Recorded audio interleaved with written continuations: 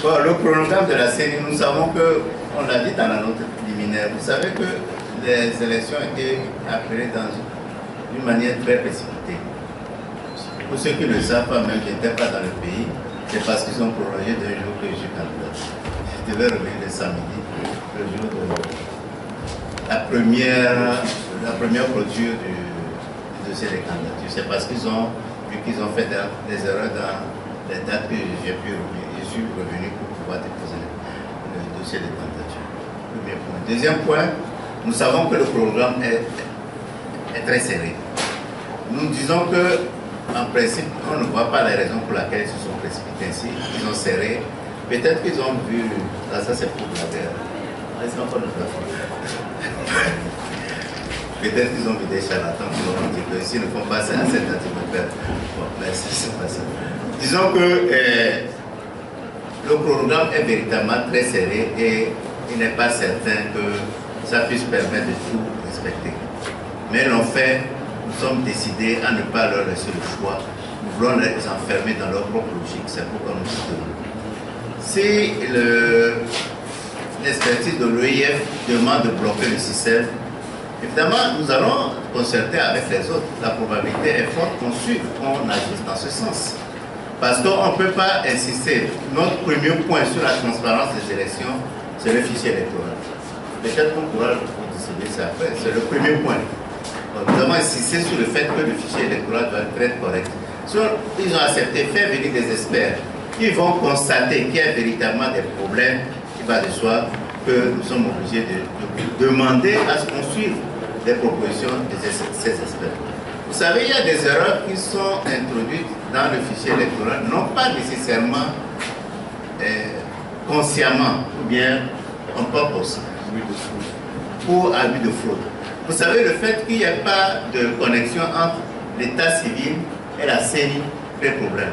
Les décès, c'est très facile, on peut adopter une loi ou bien un texte au niveau de l'Assemblée, au niveau du pays, obligeant l'état civil à mettre à disposition de la CENI ces données.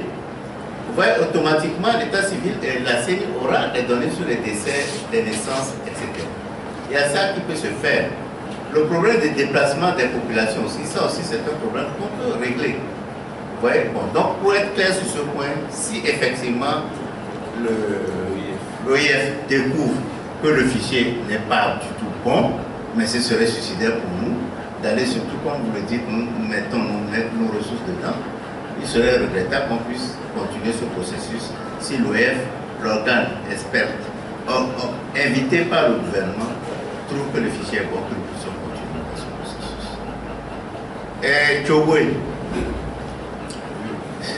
Bon, pour nous, nous ne croyons pas que ce soit la meilleure stratégie. Rappelez-vous, en 1993, nous avons désigné un candidat en la personne de Dem Kodjo pour les élections présidentielles. 2 jours avant l'élection, nous avons retiré sa candidature et elle a gagné.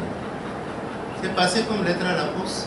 La communauté internationale a pris acte, elle a continué et elle est restée jusqu'à 2005, à son décès, comme président de la République.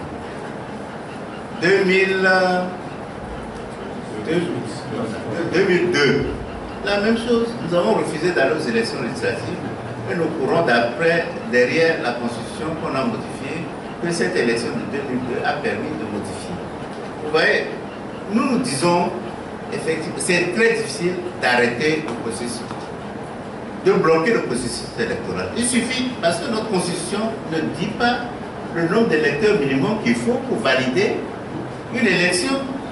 Si par exemple on dit si 25% des inscrits ne participent pas aux élections, en ce moment vous allez dire que l'élection est invalidée, ça marche. Supposons que nous disons non, nous n'allons pas aux élections, nous allons bloquer les élections. Vous êtes sûr qu'on peut bloquer les élections sur toute l'étendue du territoire national? Ce n'est pas sûr. Donc l'élection, quel que soit le nombre d'électeurs qui vont participer, ce sera validé. Deuxième chose, ça c'est le principe général. Ensuite, de manière stratégique, vous ne pouvez pas vouloir bloquer ou bien dire que vous arrêtez les élections, le processus électoral, en taxant, en ne faisant pas d'effort de rassembler tout le monde autour de votre projet. Vous prenez des dispositions pour exclure certains. Il va de soi, si vous excluez certains a priori, il va de soi que la capacité, votre capacité de rassembler, d'avoir une unanimité autour de votre projet ne va pas marcher. Et les résultats seront là. Vous avez vu ce qu'on a obtenu depuis qu'on a fait le dépôt de la proposition de loi. Vous voyez depuis qu'il n'y a rien qui ne sort. On n'arrive pas à mobiliser suffisamment pour avoir une voix de l'opposition commune pour pouvoir obtenir ce qu'on veut. Donc pour nous, nous sommes entaillés dans ce processus et ce processus continue.